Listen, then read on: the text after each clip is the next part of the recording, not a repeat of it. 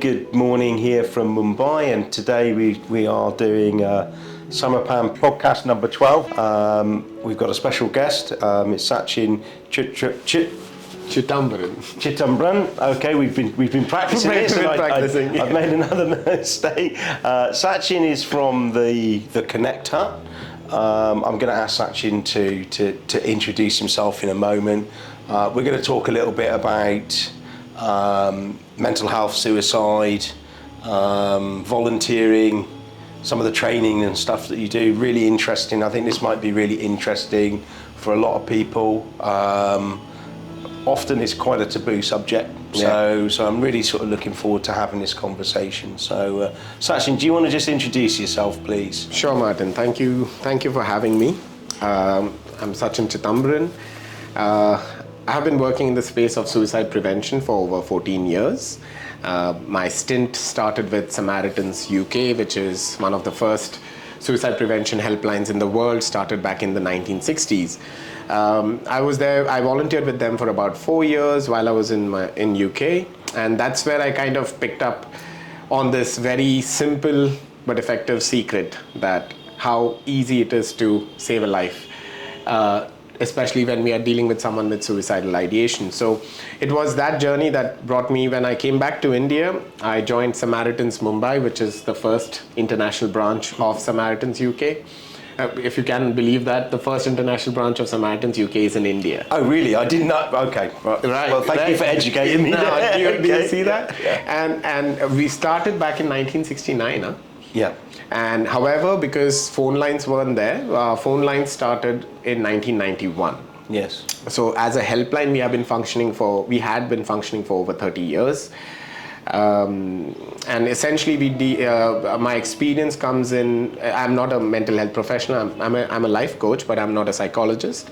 However, my experience comes from dealing with thousands of people who have gone through various stages of suicidal ideation, like right at the distressed level, to even to the point of them taking a step to end their life.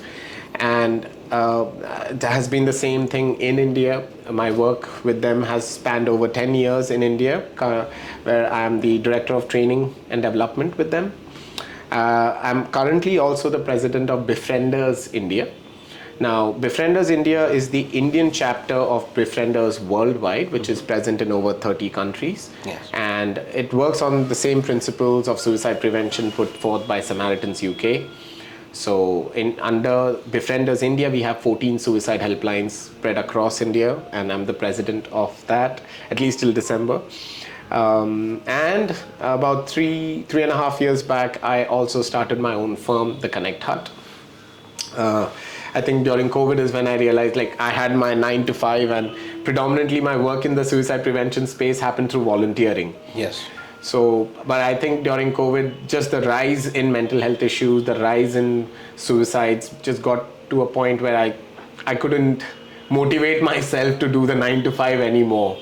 And that's when I, started my own firm, and this is what I am doing, 24/7 now for over 3.5 years. With the Connect Hut, I'm the founder and the Director of Training.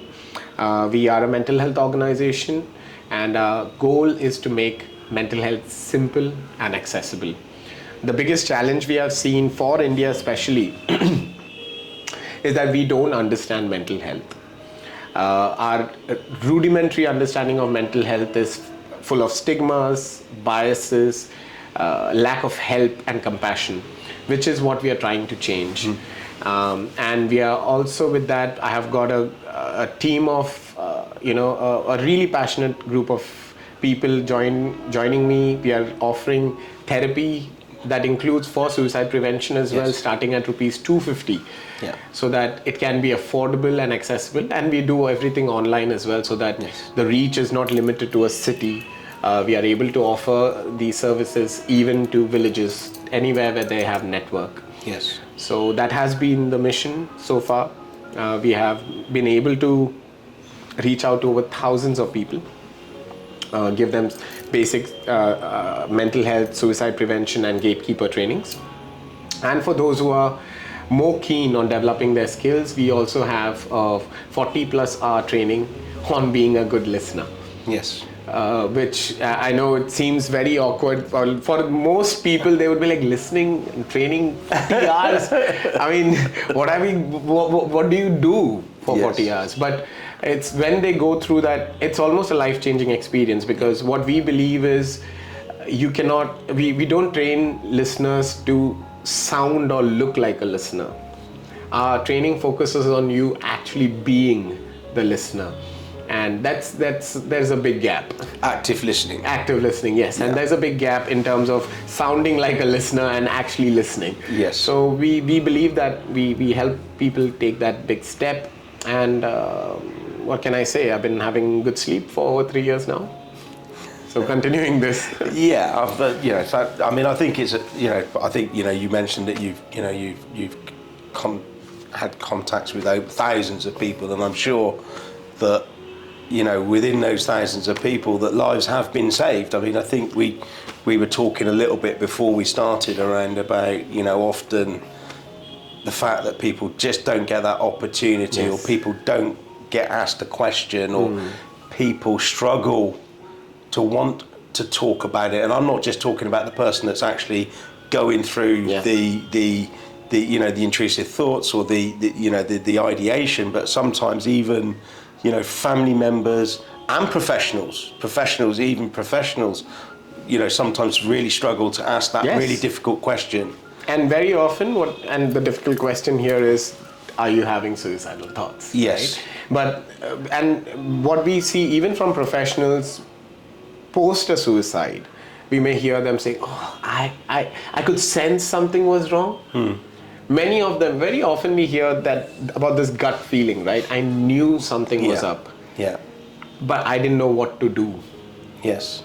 And this is where we come up and literally the first thing you have to do is ask the question.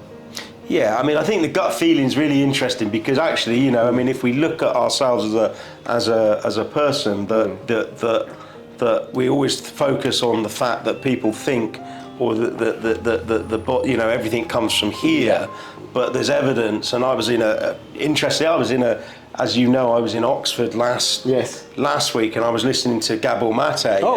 And he was talking about gut feelings. The second brain, the second brain. This part where you can actually feel something. Right, and that's the thing, right? And before we even make it a sixth sense, or we try to make it magical, things that we don't understand.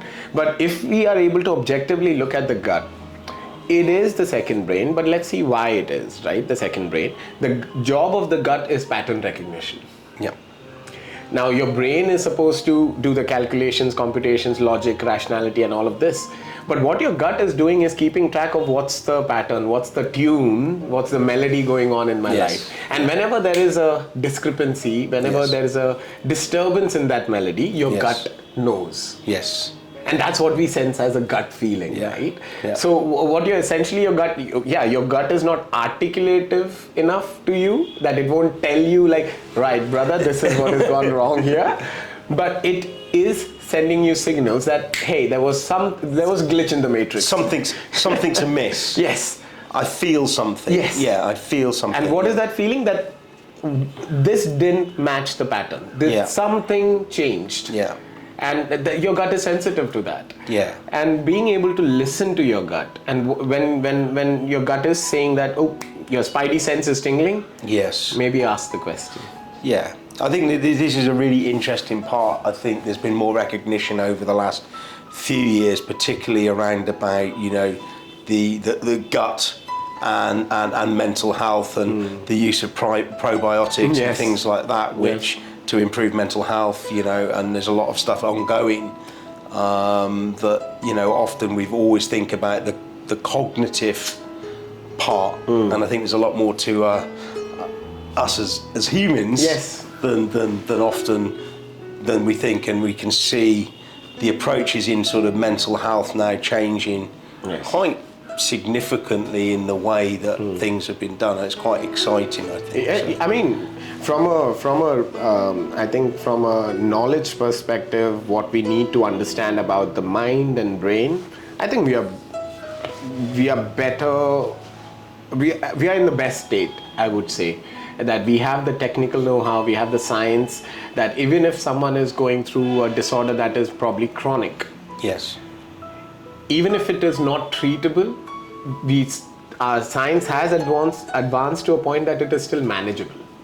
Yeah, I mean, certain things now that would have been ultimately a death sentence sort of 20, well, probably 30 years ago are no longer death sentences, they're manageable. Yes. You know, and you know, and again, things like treatments of you know, cancer and things like that, the survival rates are And far the same greater. thing for mental health. And mental health is no different. You may is it? have chronic suicidal ideation. Yes, yeah. Right? But if the person is aware that, okay, this is a symptom of whatever I'm going through, that Yes. I will have these thoughts, Yes. then I can strategize, I can plan, I can take help from my mental health professional, my psychiatrist, my psychologist, to manage these symptoms. Yes, yeah.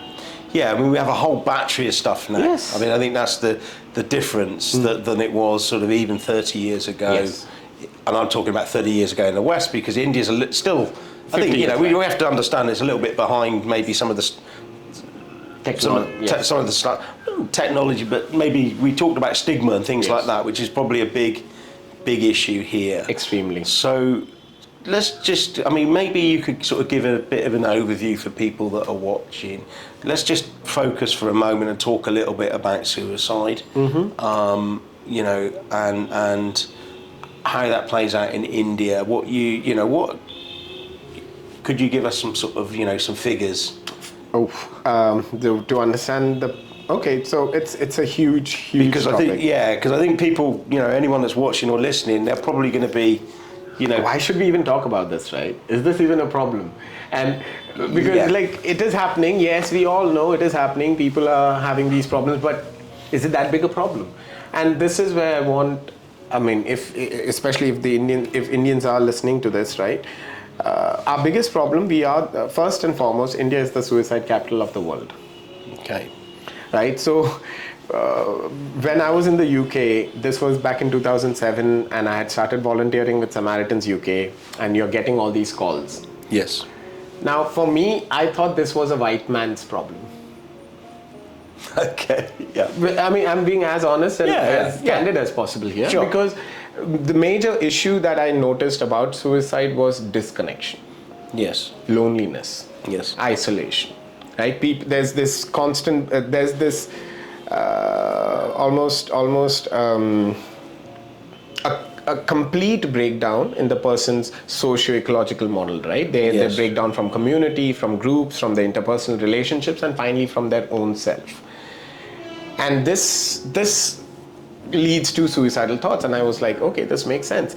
And while in the UK, I was thinking, this cannot be a problem in India, because we don't have personal time in India, right? Yes. Well, our biggest problem is everyone's business, they make it their business to make my business their business. Yeah. So that's quite different. That part's quite different. Yes. Yeah. So I'm like, well, it's a white man issue, because the individualistic society, people are living on their own. These are major challenges in the UK. But in India, the joint family system was still quite rampant. You're still not away from family. Yes. So I didn't even think this was a problem in India.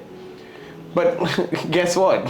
When I came back, and I just looked it up, right? I was so confident. Can you imagine? I was so confident I never even looked up India's statistics. And then when you did? And then when I did. Okay. I was shocked. I was like, India is the suicide capital of the world. Now what does that mean?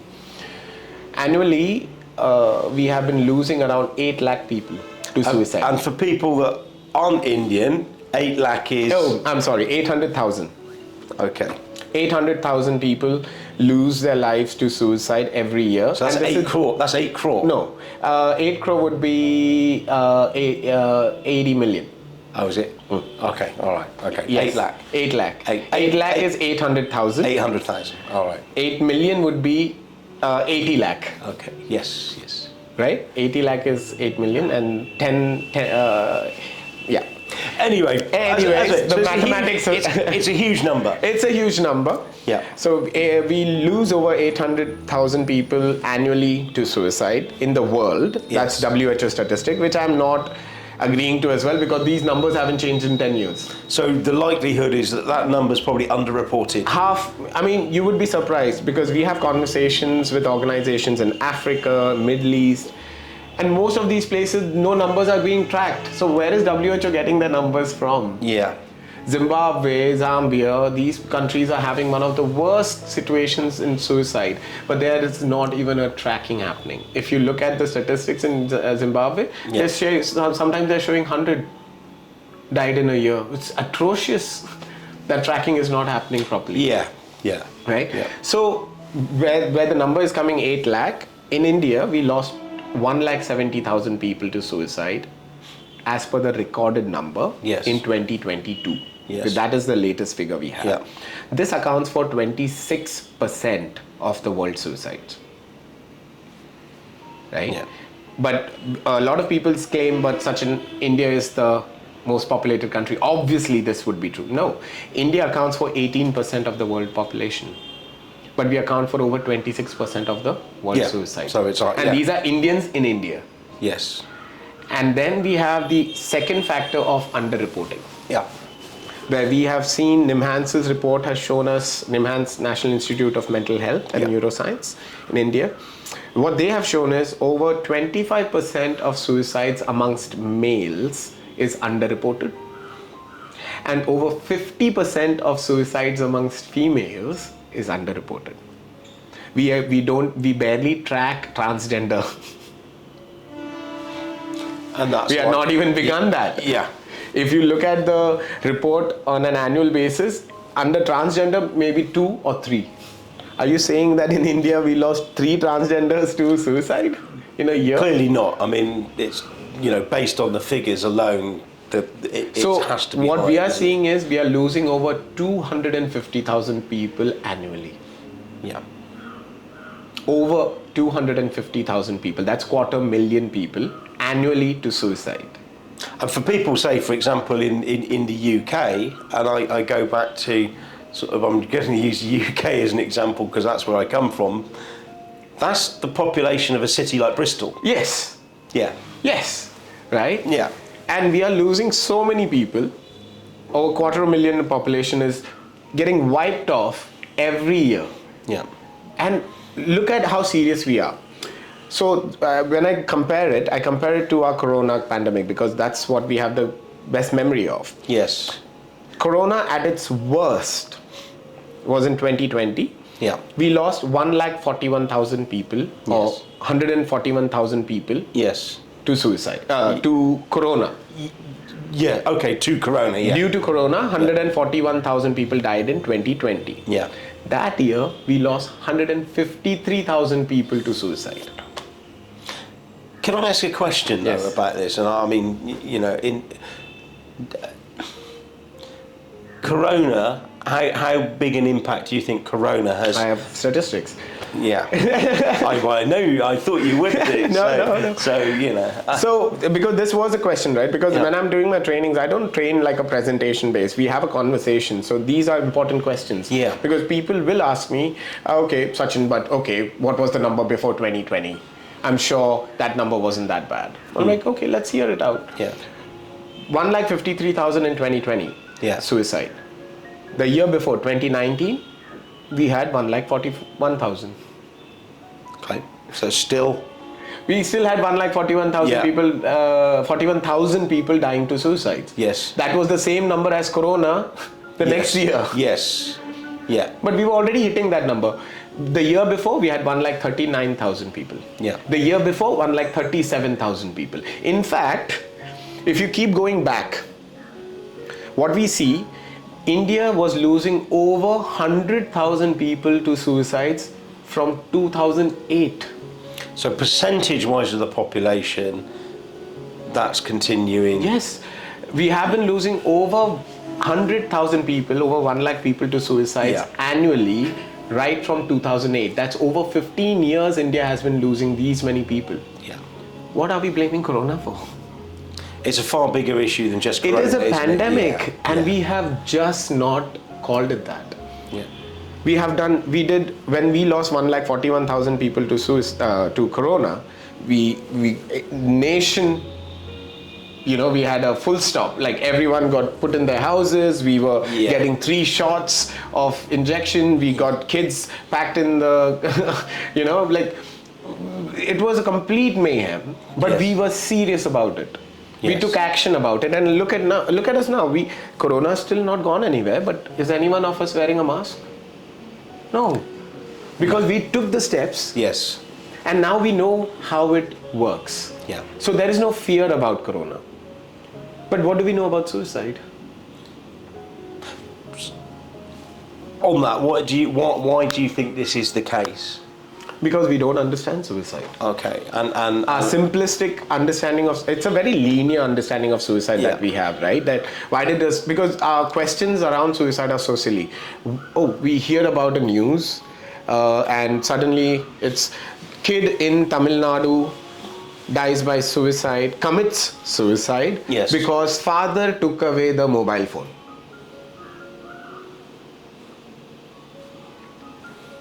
What did the common man understand from this?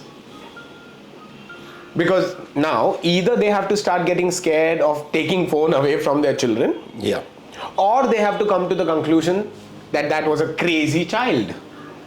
Yes. Right? Because kids are being crazy now. Because if I take the phone away and they're killing themselves, that's how suicides happen, then it doesn't make sense. Then kids are stupid, everyone else is weak, everyone is doing attention-seeking behavior. Yes, this will be the conclusion you will have. Yes. But is that what it is? No. Suicide never happens because of one reason. Correct. It's multifactorial. Yeah. In fact, if you want to understand it theoretically, we present Edwin Schneidman's cubic model of suicidality, where you need psychic, perturbation, and pressure. These 3 have to be there for a suicide to happen. Yeah. But we only focus on the pressure. Yeah. Right? We look at the last precipitating event that happened, and we blame the entire cause of suicide on that last thing that we saw. But if I ask people general question, like I'll ask you, Martin, is there pain in your life? Of course. There is. Yeah. Right? And is there any single human being who knows your pain fully? No. No. But somehow sitting here, I know what happened with Sushant Singh Rajput. Isn't that silly?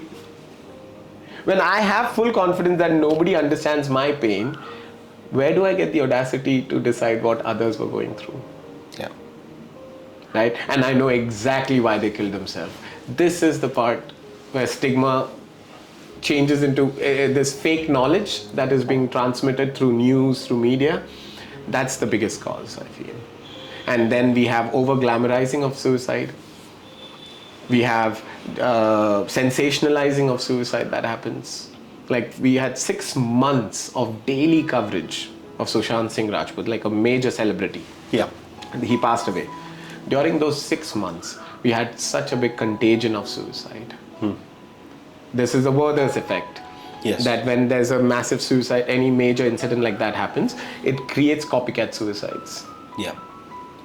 And nobody held the media responsible. Nobody is holding the media responsible even now. And all our information about mental health and suicide is currently coming from these media channels. And if they gave better information... At least give information. Yeah. It's not even information. What they're giving is a dramatic representation. Yeah. Yeah. Right? When people talk to me, this is the biggest thing, right? Oh, if we ask about suicide, it will trigger them. I'm like, asking the question, it's like, if I ask you, are you hungry? Will that make you hungry? Not really. No, it makes no difference. If you had breakfast here, Martin, I may ask you for the next half an hour, are you hungry? Are you hungry? You're just going to be like, Sachin, stop irritating me, right? Yeah. You're not going to, it's not going to create hunger. Correct. Now, if I say, oh, Martin, how would you like a Toblerone? Or a Ferrero Rocher? I might be in for the Toblerone. Yes, but is that making you hungry? No. No, still, understand this. Exactly. When we are talking about triggers, Yeah. this is the sensational glamorizing part. These are triggers. Yeah. So when you're communicating about suicide, saying, oh, this person had no other choice but to kill himself because he was harassed by this person, by his family member, so this is like a murder. Now you're creating a whole conversation and a rationale for a suicide to happen. But we fail to see what suicide is. Suicide is a symptom. Yeah. Suicide is a symptom of pain. Yeah. Until and unless we are able to see that, we'll keep trying to understand suicide in this manner. And then if we understand suicide in this linear fashion, like it's happened because of this, then we will be like, oh, we miss everything else. Yes. Yeah. Yes, completely, right? And we will come up with these, oh, mobile phone was taken away, hence the suicide happened. Okay. Yeah. So we are hoping to change that narrative where people are able to see what exactly suicide is. It is not a symptom of weakness or cowardice or attention seeking or even courage for that matter. Because people associate, you know how courageous brave you need to be to kill yourself. I'm like, these values that are assigned to suicide is the stigma.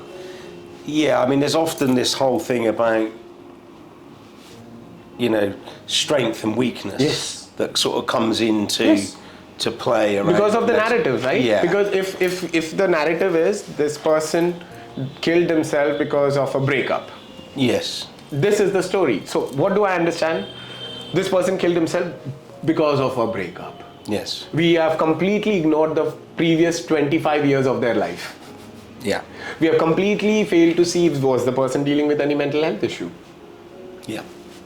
Right? And now, if it is a breakup as an answer I have, what will I think? I will compare it to my own life. I'll be like, I have had breakup. Yes. Was that painful? Yes. Did I almost have thoughts of killing myself? Probably. Did I do that? No. Why would I not done that? Because when it happened, I controlled myself. Oh, so I must be more powerful. Obviously, I am more stronger. Yeah. Right? This person, for just one breakup, they didn't control themselves. Weak. Yeah. Yeah. So, do you see, this is that linear understanding. Yeah. I mean, it's very linear. I mean, I see this, even in terms of, we're talking about suicide, but I see the same narrative play out around about people that struggle with substance abuse. Yes. Oh, he's weak. Yes. Yes.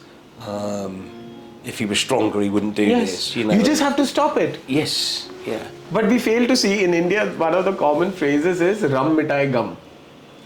Rum, the alcohol, mitai gum. Mitai means removes, gum means sorrow. Well, I mean, it rum is. Mitai gum. Yeah. So if this is what we believe, yes, right, colloquially, yes, that this is, we say dawa daru kiya kya in Hindi. Yeah. Dawa daru kiya kya? Dawa means medicine, daru is alcohol. Yeah. So when we are saying even for treatment tera dawa daru kiya kya, that means even alcohol is considered under a means of pain relief. Yes. Right? And you will have all these conversations around that as well. Even doctors say that 2 pegs a day is fine. I'm like, who's the doctor? Well, it might be fine for one person, but it won't be for again, another. not fine. What has happened is that there's this article that had happened in Bombay Times like 1 million years ago. Okay. Yeah. Right? Where the person had said up to 2 or 1 peg, okay. Up to. But what is the person trying to say? Guys, not recommended. Yes. But because I cannot shut you down, what I will say is at least don't have more than 2. Yeah. Right? Yeah. And what did they hear? Oh, we can have 2. We can have 2. Oh, well, of course. Of course. I mean, it's like the old adage. It's recommended by doctors. Yes. I mean, it's like the old adage. I mean, there was this whole thing about red wine is good for you. Yes.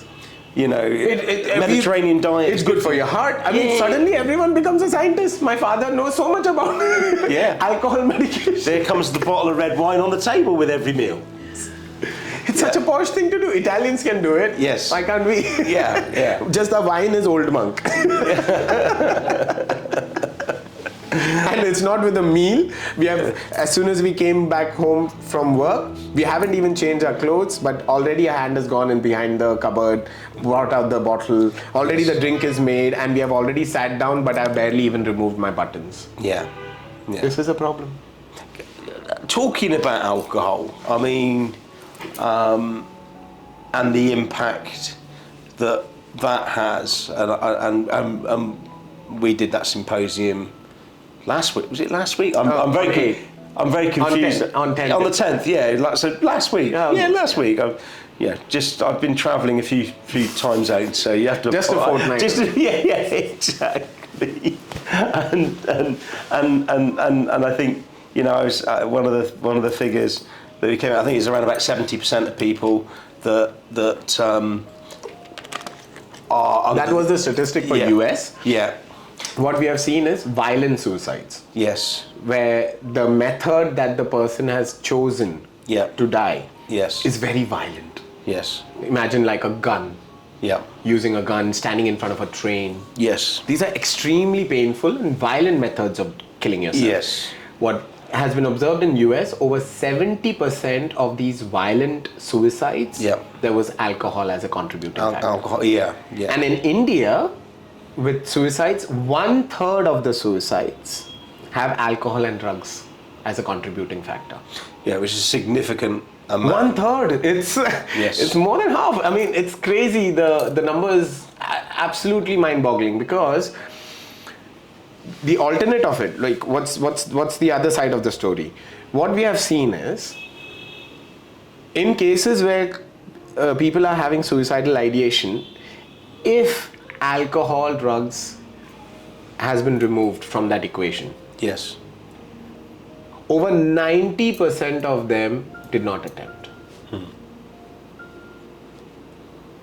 Right? So just by removing alcohol and drugs from that equation, over 90% of them, the chances of them attempting goes away. No. For over 90% of those people, there won't be an attempt, or they will not go down that line. Yeah.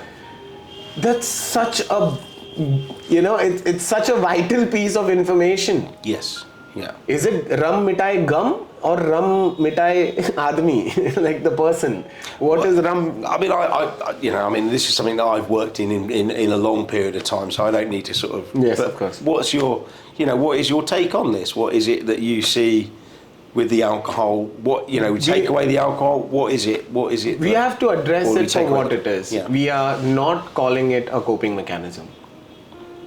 It is a coping mechanism. Yes. That the person is using. Yeah. If the person is not drinking for pleasure. Yes, it may have started off in that way, maybe when they were 15, 16 years old. Yeah. Right? Yeah. But then, what was the lesson if you're celebrating, you need alcohol. If you had a breakup, you need alcohol. You passed your exam, you have to celebrate by providing a party of alcohol. Yeah. If you failed, then you have to drink alcohol to forget the pain. What is the word that we use? You need to drown your sorrows. Yes. So rum mitai gum. Yeah. Right? You drown your sorrows in a bottle. Yes. Yeah. Right? But now what is happening? By the time, and this is an interesting statistic I can share with you, right? Yeah. In India, below 18 years of age, more females die by suicide. Yeah. Below 18 years of age. Yes. Right? But once the 18 years crosses, once it's 20 and above, where females were higher, male suicides was low. Around 20, again, the female suicides are also going up only. Yeah. But the male suicide goes like this. It literally takes on an almost vertical shoot. Yeah. And then the numbers change so drastically that 70% of suicides in India are male. So imagine the catch-up that the men do from 20 and up. Yes. Now, predominant reason for this. What is happening? The method that males choose to attempt suicide tends to be more lethal in general. I'm not trying to stereotype. This is the information we have. Yeah. They tend to be more lethal than the method that the female uses. Yes. Right? Now, then why would they do that? A simplistic answer is male are more brave. This is the conversation, they'll be like, see, mard log are more brave, females are and we are like, no, that's not the case. what we are seeing is most of males end up with a coping mechanism of alcohol, drugs or something by 14, 15. Yes. By the time they are 20, this is when their sexual maturity hits. Yeah. But once their sexual maturity is hit, along with that comes responsibility. Post 20, now you are supposed to be responsible for your family, you're supposed to bring the bread home. Yes. It is your job, there's no way out. Yeah. Now, such a big responsibility, I'm dealing with stress. What do I have to deal with that stress? Alcohol. Alcohol, yeah. Right? Now, alcohol becomes a medication now. Now, the point is, just like every other coping mechanism, I mean, this one works to a point. And that's the thing, it works. We have to understand that. We have to acknowledge what Yes. it is. It is working for them. Yes. We do not do anything that does not work for us. Our mind has a positive association with it. Now, is it the good work it is doing? No. It is working for him for what he needs. It is distracting me. Yeah. It is letting me sleep. Right? These are the things. It makes me emotional and get things out. Yeah. But for how long? Earlier it took me 2 pegs. Now 2 bottles. Yeah. I mean, this is the issue, isn't The it? threshold increases The threshold increases, that people... till it stops working. Yeah. And now imagine where the person has reached high suicidality as well. Till now, the method that they were using to control it was alcohol. But now they have reached a point that alcohol as well, again, creates a different cycle. It's expensive as well for you to maintain it. So more money is going down. Now you need 2 bottles to get the same effect, and still you're not getting the same effect. Yeah. But now you have the impulsivity that the alcohol has brought in. Yes. That lack of fear, that drop in fear Yep. that happens. Yep. And the impulsivity that Yes. alcohol has brought in. Yes. Now couple that with your suicidal ideation. It's a perfect storm. Yes. Yeah. But we fail to see that this person is in pain. That's the worst situation. Yeah. That the moment a person becomes addicted, right? Now, and the biggest challenge for us currently in India as well is that we don't know about addiction till the time the person is unable to afford it. Yeah. Or things start happening. Right? But Yeah. till the time, like for the general mass, right? Yeah. What is happening till the time they are able to afford it, it's not a problem. They somehow function Yes. around it. Yeah. And if there are people who are working in corporates, you know what they're doing now, Martin? Instead of alcohol, they've shifted to cough syrup. Because alcohol stinks. So what do? I need the buzz during the day. So before coming to work, 1 shot of cough syrup. Yeah. I'll have the alcohol once I go home. It's human. Humans will always search for something to self-soothe or to change the way But that... we fail to see what does that mean. Self-soothing. They are in pain. Yeah. They are self-medicating. Yeah. And until and unless we are addressing the pain, I mean, we talk about, you know, the differences and we talk about that whole part where the younger it tends to be female, then it becomes male.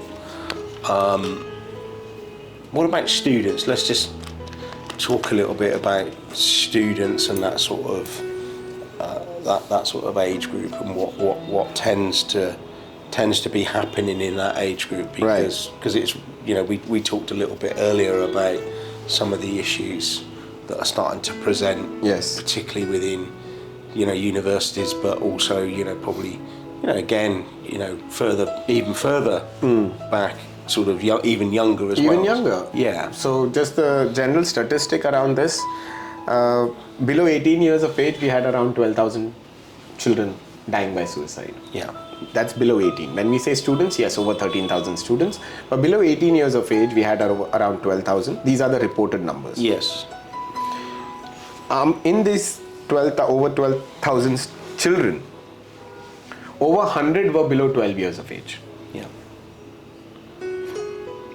It's a significant amount, isn't it? Over 100 below 12 years of age. And it is significant, even though it is only 100. Yes. It is significant because the concept of suicide, that is not changing. It is still the symptom of pain. what is a child below 12 years of age facing that is causing such high level of pain? Yeah. Yeah. Right? The youngest one, 5.5, Martin. Yeah, I mean, that's... 5.5-year-old child dying by suicide. Yeah. So, what am I trying to get to here? The point is, in India, again, we like to generalize everything. So one of the biggest generalizations we have is that children are dying by suicide in Kota, or in IITs, or AIMS, or these big colleges or universities is Yes. where things are happening. Yes. I'm like, well, let's look at that, shall we? In Kota, we had around 45 students dying by suicide. In IIT, just Tamil Nadu, Chennai IIT, we had around 5-6 students in 1 year. Yeah. So all the IITs combined, we had around another 40. Yeah. But now that's 80. Yes. What about the rest 11,920? Where are they dying? Yeah. They're dying in every city. This is not a quota problem. This is not, because again, our linear understanding of suicide, education pressure, peer pressure. It's all exam pressure. Oh, so we have removed exams from primary school. Now what is the reason? Do you understand? Yeah. We have these knee-jerk reactions again because of the linear understanding of suicide. Yeah. We are not tackling the problem behind it. Yeah. Right? And so I had trainings where I was speaking to parents, and I was like, okay, a lot of them had put their children in quota. I was like, they are barely 10 years old, 12 years old. What were you doing when you were 12 years old? They were like, we were playing Goti. That's a kanche. It's a game where like little marbles. Okay. You play with marbles. Yes. I'm like, and what is your child doing?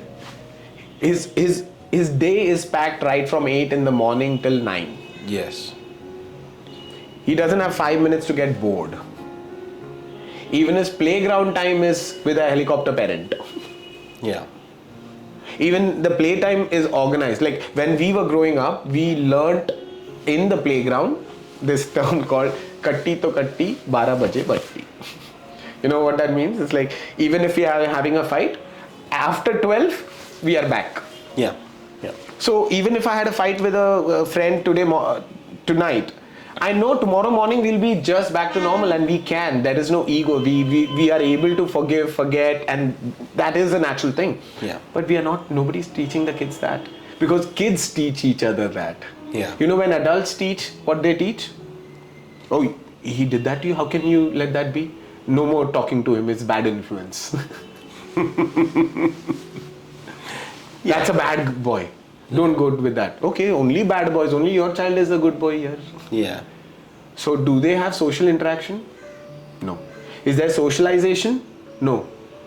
I got a dog, Martin, and I had to go through 1 month of training to teach me how to have a pet. Yeah. And I went through it happily because I was very scared. What do you do with a dog in the house?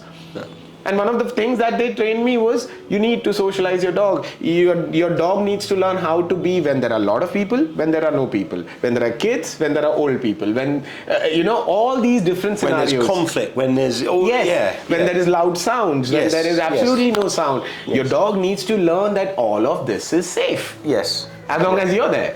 Yeah. But there is an active process you need to... They don't just come petty pack like that, right? They're not born with all of this information. Same for kids. Yeah. They need to be socialized. Yes. Yeah. But our main job right now with kids is we need to make sure that they have the arsenal to deal with the world. What is that? They have to learn coding at 4. Yeah.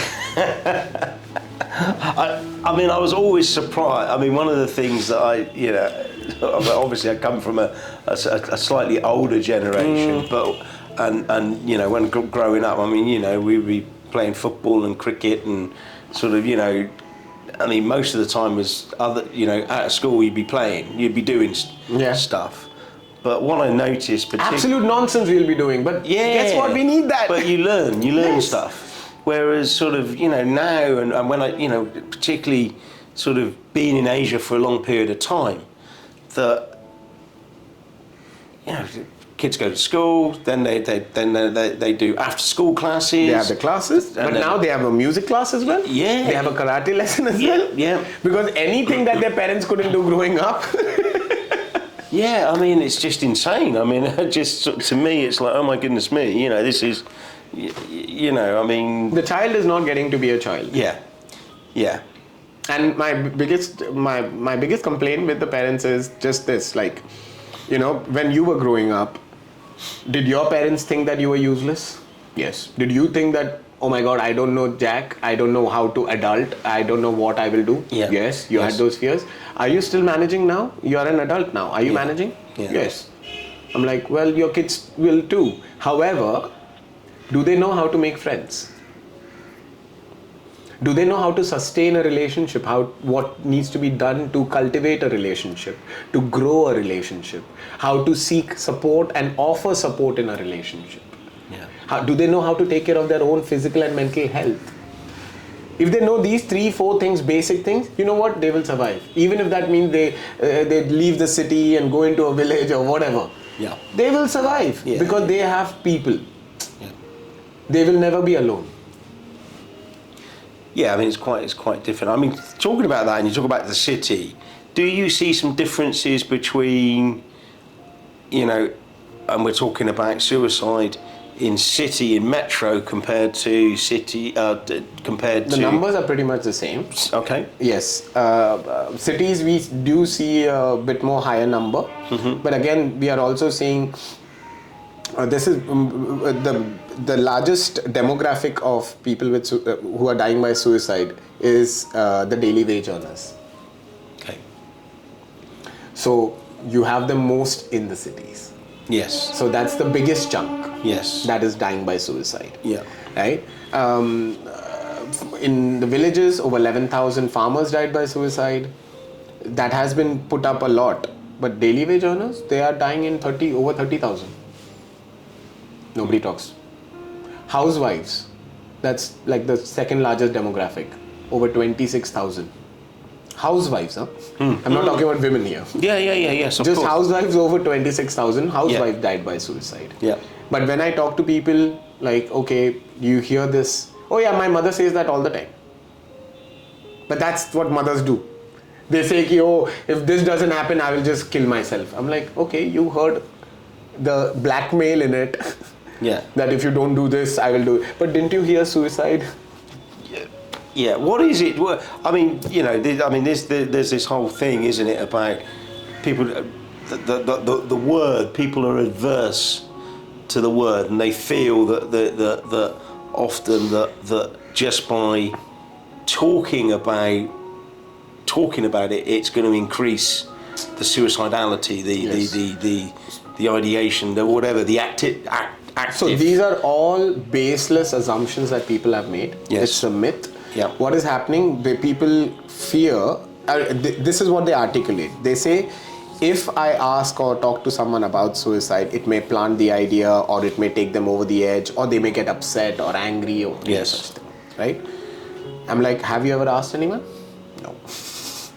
But this is what will happen. Yeah. Okay. Right? Now, my question to them usually is, what's the worst thing that will happen if you ask?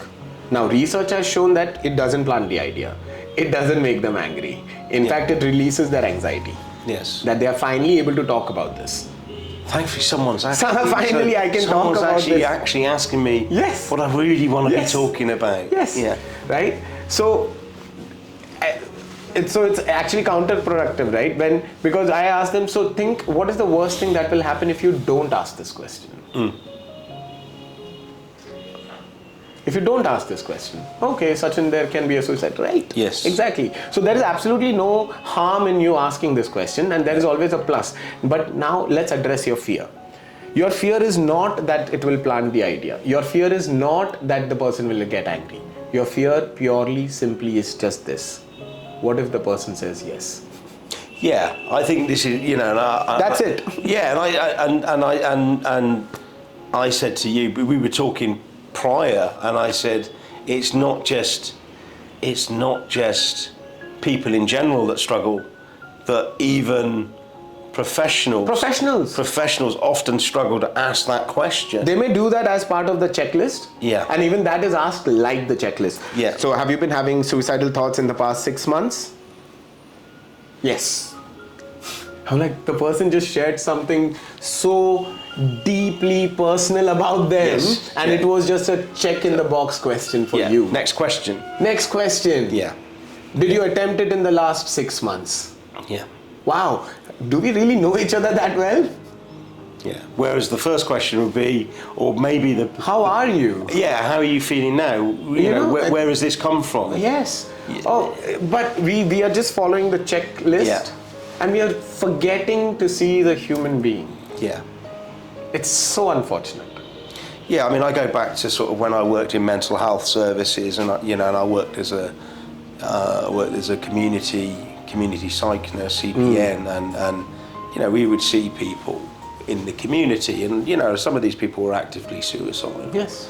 That we would, and it was a conversation that you had to have. I think actually, if I go back and I can say probably initially early in my career, it was an uncomfortable question to ask someone. Yes. It wasn't really about the client. It wasn't about the patient, whatever you want to call it. It was more about my own feeling. It is. And Martin, I have got like 15 years professional experience and all of this when they come for the training, right? Yeah. And they are very clear, like, oh, I don't have any stigma. It is the society. It is everything. La la la la la la. All of this. You know what I do? I first go through the session, and then I make everyone ask the question. Yeah. In the group. Yeah. To each other.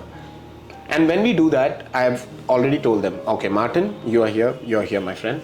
What we do, Martin, you have to ask the question to him. Yes. Yeah, simple words. Just ask them, are you having suicidal thoughts? Now, you, my friend, you can answer as a yes or no. Right? And you can lie. So you don't even have to worry about the truth coming out. Yeah.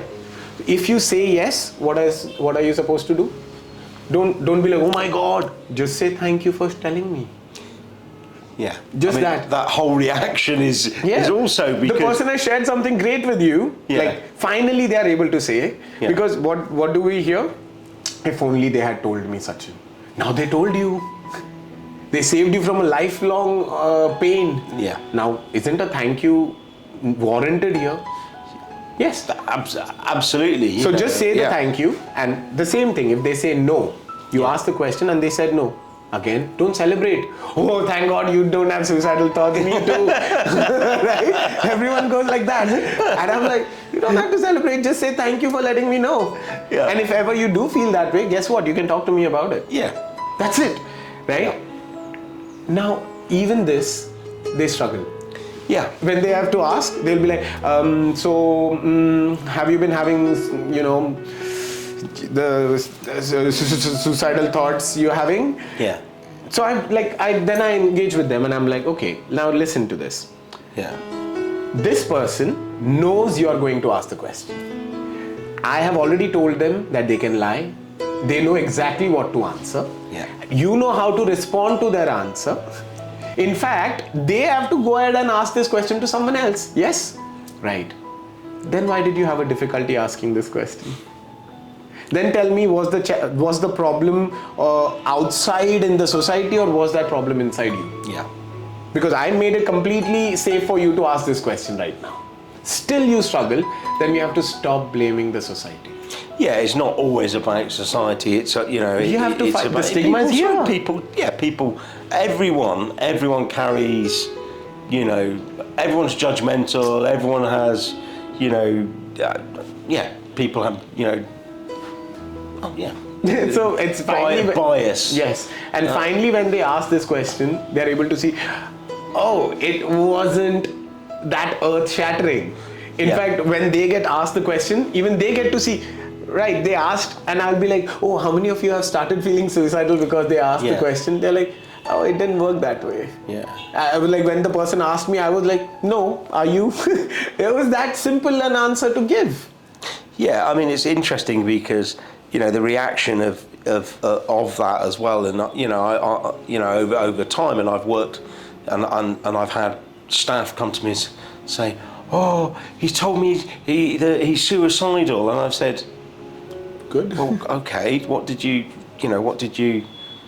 sort of speak to him about? Oh, I came straight away." It's like so you didn't sort of spend some time and just sit with them. And it's Martin, do you see this? Yes. And mental health professionals. I see this with mental health professionals. Right? And you won't believe, right? And this is what I have to deal with, like with people who are going to these so-called mental health professionals. Yeah. I had students come to me, Sachin, and I make them like, I'm no sir or anything, I'm Sachin. You talk to me like I'm your peer. Yes. So they come to me, Sachin, we had spoken that, okay, let me try and take mental health support. And I somehow finally convinced myself and I made an appointment. And I went there. I didn't even have pocket money. I somehow saved the pocket money to go. Yeah. I went there. They asked me the questions and somehow I found the courage and told them, yes, I'm having suicidal thoughts. They told me to go back home. They told me to go back home and bring a parent. Let's shame the person a little bit more just to help. No, that wasn't the intention. No, I know it's not. Their intention is, oh, you're a time bomb. We need to make sure that someone who owns you knows that you're a time bomb and they are part of this conversation so they know that we didn't do anything to trigger you. Yeah, but what I'm saying is that the message for that person is that it's shame. Yes. And now imagine the person has managed to share something so deep about them, but instead of getting help, they have to now go back home alone. Yeah. And that's why I use the word shame, because that's how the person when they hear that message, irrespective of what that that was not the intention, but as a person expressing that, to be told, well, you need to go home. Right? And now think about this. Yeah. You are a mental health professional. Your job is to be there for this person. Yeah. But you have absolutely no thought about what is going to happen. Isn't this triggering for them? Because everyone talks about triggering so much. Yes. How triggering would this have been that this person had to go back home without any help? Well, they might not get home. So you didn't care about that, right? Yeah. So please do not tell. I'm not obviously telling you. No. I know. But I'm like, please don't tell me that you care about the other person killing themselves. What you are caring about is that shouldn't happen under my watch. Yeah. That's what you're saying. Yeah, I agree. I think this is what what tends to happen. When I was a CPN, I can always I can sort of remember at times that I would leave someone. I mean, you can't stay and sit with someone for 24, 48, and in particular on a Friday afternoon, and I'm not back in until Monday. Yeah. And I'd go away thinking, I hope to God that I'll see them. That I'll see them again on Monday. And there was this fear that, because if something goes wrong, what's going to happen to me? Yes. Yes. And this is something we don't address. These are conversations the mental health professionals need to have openly. What are my rights? What are my liabilities? Yeah. Because if I don't have an understanding, most of them don't even know that suicide has been decriminalized.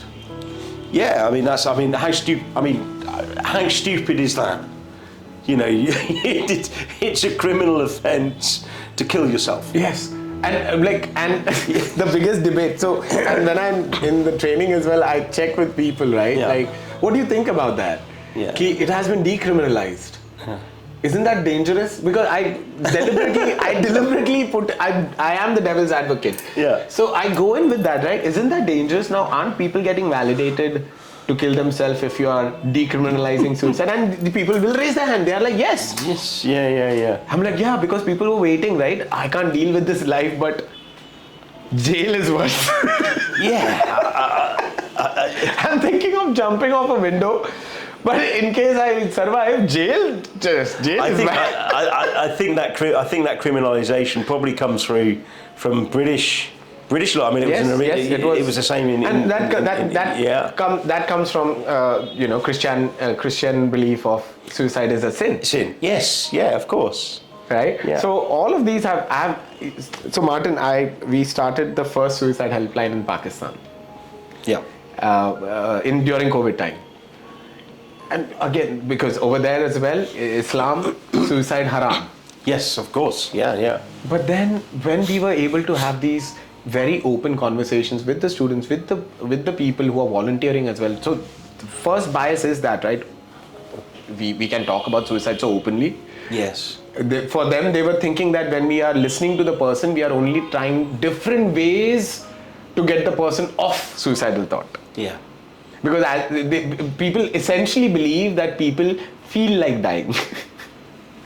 Right? Like, it's such a suicidal weather. Let me think about suicide a bit. It's so much fun, right? Yeah. That's what people think. Yeah. It's so ridiculous. So when we have this conversation and we have that insight shift that happens with people like, oh, they don't actually have a choice in this. In fact, most of them are struggling with these thoughts. Like, they don't want it, but it freaks them out as well, like in the ideation phase and all. Yeah. Having a suicidal thought, the person may stop traveling by train because that's where I have suicidal thoughts. Yes. There's place-centered things that happen as well. So people are not able to see this. People don't understand these nuances about suicide. Yeah. And once they finally get to see, they're like, oh, so it's not about me reading the scripture in front of them. Because they have access to that same scripture, but the pain is what they're lacking in. So when that shift happens, they are open to, in Pakistan, it was running so smoothly as well, that Yes. people were able to reach out. Their biggest fear was, but Sachin, nobody will reach out. When we started the helpline, people stopped using the counseling service, started using the listeners. Yeah. Well, I think the other part is, and that, for a lot of people also, that nighttime in particular is a very difficult period of time for a lot of people. That's when it's more silent. You get to hear your thoughts more. Yeah. So even more so that the services that are open overnight are so important, because, I mean, let's be honest, most counselling services, and I'm sat here in a counselling service as well, and most we are 9 to 5. 9 to 5, Monday to Friday, or maybe Monday to Saturday. I mean, I know we're moving to, we are moving here from sort of 8 till 10, 7 days a week. That's where we're moving towards. Even that's still not enough. But this is why the services, the helplines and things like that are so crucial. Yeah. And that's what we tell mental health professionals as well. We are not competitors. Correct. We are your support system. Yes. So that you can do your job better, right? With a psychologist, ventilation and all. Yes, great. It can happen with a psychologist, but you are there to have a program. You are there to help the person set their goals and work with them, use a modality and work with them towards that. The ventilation, all of that can happen with the helpline volunteers. Yeah, exactly. So that way there is a synergy in the system. Yeah, I mean, I remember when I worked, and I'm going back a while now, because I haven't worked sort of, in the community mental health services now for quite a few years. I mean, sort of over 20, but we when we did our care plans and things like that we our treatment plans, as we call them now, the treatment plans, that one of the things that all of the treatment plans that we gave to our outpatient clients had the numbers, the telephone numbers were on those. Samaritans, I think there's a couple of others in the UK, I can't remember exactly. There was we had a couple of like local thing. There was about 4 different numbers plus we had an out of an out. We were the first NHS trust to open a 24-hour mental health crisis line. Wonderful. So that was run by the NHS staff, by psychiatric nurses. Lovely. That was the first time. It was a pilot project. You know, I worked on that. I was lucky enough to be part of that project. But you know, there's not a competition. No. And like you know, the other part is I might phone this line and I might not get through. Yes. Because as you. Yes, the need is so high. The need is so great. Yeah. And the supply is just not cutting it. So we could carry on talking for a lot, because this is like a really interesting, you know, and it's a topic that's sort of quite, you know, close to my heart. But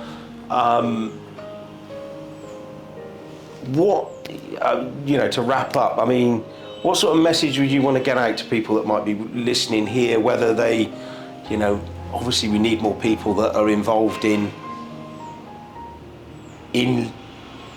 support services. We also need, you know, people to know that it's okay to talk. So, I mean, what would be your message? This is what you do. This is your, you know, this is your... See, I like to approach mental health from a very holistic. When I say holistic, let's go back to our basics. You need people in your life. Yep. You need connection. Yep. And when we say connection, there needs to be a give and take of help. Yes.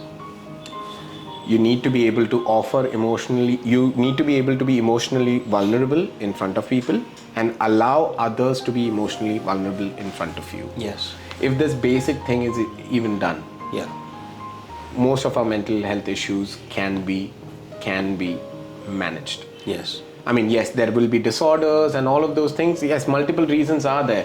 But at the basic level, if we start working on our connections, which there's a major gap. Yes.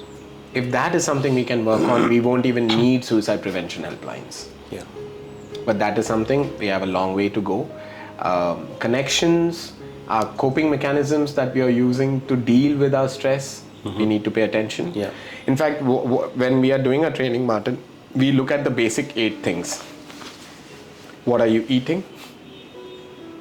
How much water are you having? Yeah. How much sleep are you having? Yeah. What's your digital consumption like? Yeah. And in my corporate trainings, we are seeing on average corporate people working in the corporates, they are spending over 12 hours in front of a screen. Over 12 hours. I'm going to put my hand up here. But do you think you have to literally hear yourself out? Yes. Over 12 hours in front of a screen. Yeah. Does that sound normal? No, it's not, is it? Exactly. Oh, then physical exercise. Yeah. Right? Then we look at connection. If you have 10 people in your life that you care about, in this last week, how many of them were you in touch with? Just these simple questions. Yeah. And spirituality. Yes. When I say spirituality, it's not even about being religious. Do you have time to reflect over life? Or what it means to be alive? Yeah, I mean, spirituality, a lot of people sort of get confused with that whole concept that it has to be religious. And it's not. No. As you say, it's an ability, you know, is having a sense of, you know, sense of purpose. Yes, sense of purpose, being, sense of self. Yeah. Where am I going? Yeah. Yeah. You know, have these questions, and sometimes if you don't have religious leaders to do that, you have excellent philosophers, atheistic philosophers. Yes. Who can give you really good insights. And if you're in India, oh my God, such a vast, such an amazing philosophical buffet. Yes. Yeah, you have everything here. You have to explore yourself through all these different perspectives. Yeah. But we are not. So if we are able to do these basic things right, I would say we are, you know, we are high and dry. But now the challenge is over 50% of our population can be diagnosed with depression. Yeah. Over 50%. It's a significant amount. And over 40% with anxiety. Yeah. So over 40% with comorbidity. Yeah, I mean this is a big thing, and you know, and thank you. One of the things I will just sort of quickly plug is that we do actually offer a free support group here every Tuesday for people with anxiety and depression. Oh wow! So people can come here into Samarpan in Mumbai, you know, and access that group free of charge. Wonderful. So we'll definitely plug it in as well. Yeah. So you know, and obviously for some people they're gonna obviously want to see a therapist and things like that. But just that ability for people to just be able to come in. There is a space. They've got a space to come and talk, and I think that's really important. Yeah. I think hopefully, I'm sure, we've known each other for a little while now, and we sort of talk quite regularly. So, hopefully, we'll continue to sort of support where we can. Yeah. Thank you. Thank you. Do you want to just give Connect Hub another plug there as well, just sort of? So, I think these are all the different organizations that I'm part of. There is the Connect Hut, where, if you're looking for trainings, especially trainings that are application oriented around mental health, suicide prevention, and also active listening, and also affordable therapy, for example, you can definitely access. I'm also engaged with Ankahi helpline. This is a suicide prevention or emotional support helpline that we have started now in Mumbai, but available across Do we have India. a telephone number? Yes, I could plug that in. Should I share it? So when we are sharing the video, we can. Yeah, we can put the number. We can put the. Yeah. We'll put the. So because the telephone number we have just launched, so the telephone number will be active in the next couple of days. Okay. So I'll give that in then. But otherwise, if email emotional support is accessible at hello@ankahihelpline.org. Yeah. So you can, and it doesn't mean that you have to have suicidal thoughts. You can reach out if you're having distress, despair, or even suicidal thoughts. Yes. In addition to that, there is Befrienders India. If you reach out, there are over 14 suicide helplines present across India. So even you can speak to someone in your own language. Yes. So even that is possible. It does not have to be restricted to Hindi or English. Your own local language, you can reach out to these organizations. Yes, the Befrienders India Samaritans, unfortunately, it's shutting down now. Oh. But in the meantime, Ankahi is there, Befrienders India, and the Connect Hut. So do look us up. I'm also associated with Mukta Charitable Foundation, which also has a mental health helpline based out of Pune. Yeah. So quite a few organizations. There is help available. There is affordable and in many cases free help available as well. So just reach out, and that will be my call. So thank you. Thank you very much, Sachin. Thank you. Thank you.